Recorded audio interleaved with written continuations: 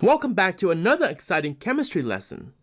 In the previous lessons, we learned how to write chemical formulas from the given ions, and we also learned how to write the name of ionic compounds.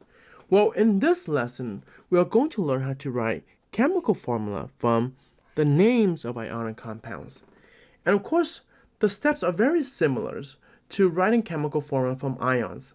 The only thing that's different is that the first step is you have to determine the formulas of positive and negative ions based on their name. And you can use the periodic table to determine the formula because it tells us the pattern that any elements in group 1A would have a positive 1, 2A would be 2 plus, and then 3A would be 3 plus. 4A, well, that doesn't really matter. It's just going to share electron. But 5A is 3 minus, 6A is 2 minus, and 7A is 1 minus. But for polyatomic ions, you have to memorize the name and the chemical formula. But that will be given to you. And then the next step is, of course, you are going to find the number of positive and the number of negative charge so that they cancel each other out to become 0. And the strategy is use the least common multiple between the two numbers. Well, first of all, let's do an exam problem. Here we have aluminum oxide. Well, aluminum is right here. It's in group 3A, so it's going to be Al.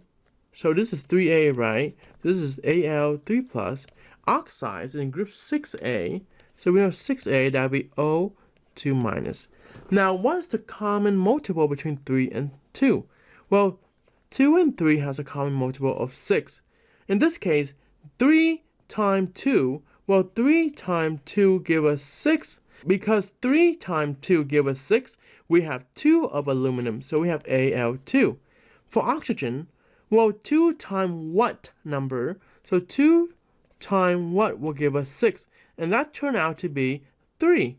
And 2 times 3 give us 6. So therefore, we have 3 oxygen. That's pretty easy, isn't it? And that's all we have to do when we write the chemical formula from the name. Then over here we have ammonium sulfide. Well, ammonium is a polyatomic ion, which is right here, NH4. So I'm going to abbreviate this as a polyatomic ion, NH4 plus, okay? And sulfide is right here. It's from group 6A, so we know this is S2 minus. So here we have the number 1 right in front of the positive charge. So 1 and 2 was a common multiple, or the least common multiple to be exact. That turned out to be 2. In this case, how do you know? Well, look at the number 1. 1 times 1 is equal to 1. 1 times 2 is equal to 2. And the number 2 is, well, the multiple of 2's. 2 times 1 equal to 2. There you go. That's the least common multiple. So here we have 1 times what will give you 2? Well, 1 times what will give you 2? And that what is a 2. So therefore, we have NH4, 2. What about for sulfide? Well, 2 times what will give you 2? 2 times what will give us 2? And the answer, of course, is 1. So therefore, we only have 1 sulfide. And that is the chemical formula for that.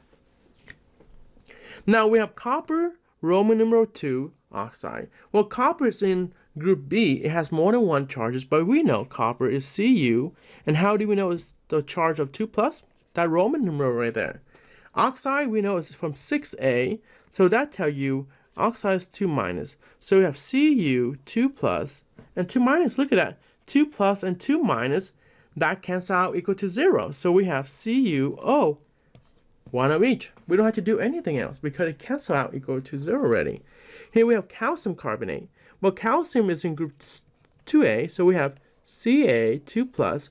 Carbonate, that's a polyatomic ions. Where is carbonate? Carbonate is CaCO3. So we have So carbonate is CO3 2 minus. So we have CO3 2 minus.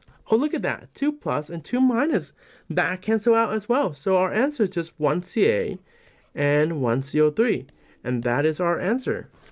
And that's how you determine the chemical formula from the name of any ionic compound.